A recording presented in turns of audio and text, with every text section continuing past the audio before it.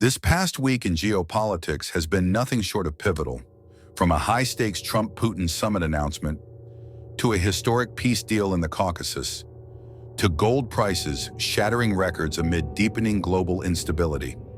These aren't just headlines, they're markers of a world shifting beneath our feet. Europe and US-Russia relations. The week's biggest headline came from Washington and Moscow. President Donald Trump confirmed he will meet with Russian President Vladimir Putin on August 15th in Alaska. The stated goal? To end the Ukraine war. And behind closed doors, discussions may include territorial swaps, a move that could permanently redraw Europe's map. The announcement drew a mix of cautious optimism and deep suspicion. Supporters call it a necessary deal to end the bloodshed. Critics warn it could legitimize territorial conquest in the 21st century. In Kiev, the silence was telling. Ukrainian officials declined to comment, a clear sign of the political minefield ahead. Armenia, Azerbaijan peace. Meanwhile, in Washington, a historic peace agreement was signed between Armenia and Azerbaijan. Dubbed the Trump route, the deal establishes a transport corridor linking Azerbaijan to its Nakhchivan exclave through Armenian territory. It's being hailed as a breakthrough after decades of hostility, but its strategic implications are enormous.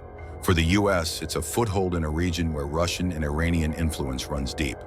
For Iran, it's a cause for concern, especially with American hands now on a key transport artery. Iran's week of shifts. In Tehran, August 4th saw the creation of a new Supreme National Defense Council, signaling a consolidation of military and security decision-making at the highest level.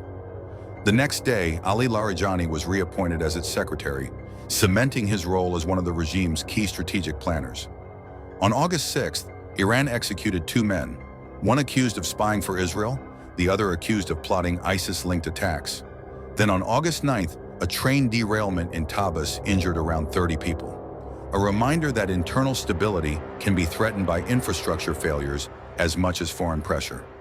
India's geopolitical balancing. India made its own power move this week. Prime Minister Narendra Modi traveled to China for the first time in 7 years, a calculated signal amid US tariff pressures. The visit came as India voiced public support for the upcoming Trump-Putin Alaska summit, echoing the phrase, "not an era of war." But at home, tensions are rising.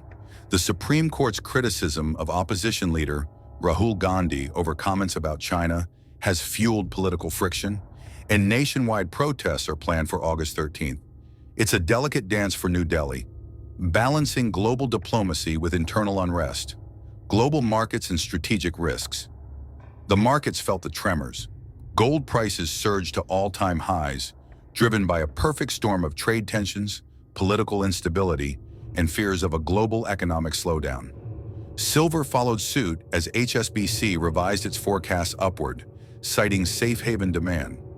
Meanwhile, in Latin America, alarm bells rang after reports that President Trump authorized the Pentagon to take covert action against drug cartels designated as terrorist organizations. Regional leaders, including Mexico's President Sheinbaum, warned that such moves could destabilize cross-border relations. And in the South Caucasus, an Iranian analyst sounded the alarm over the Zangezur corridor, now under partial control of a US consortium, calling it a potential geopolitical chokehold that could reshape trade and security routes across Eurasia. From Alaska to the Caucasus, from Tehran to Beijing, the pieces are moving. Deals are being signed, alliances are shifting, and markets are bracing for turbulence. The next week could bring breakthroughs or breakdowns.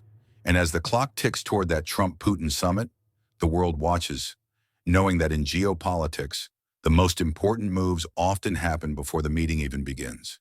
Stay informed on the world's shifting power. Subscribe to the Watchtower Report, where strategy meets reality.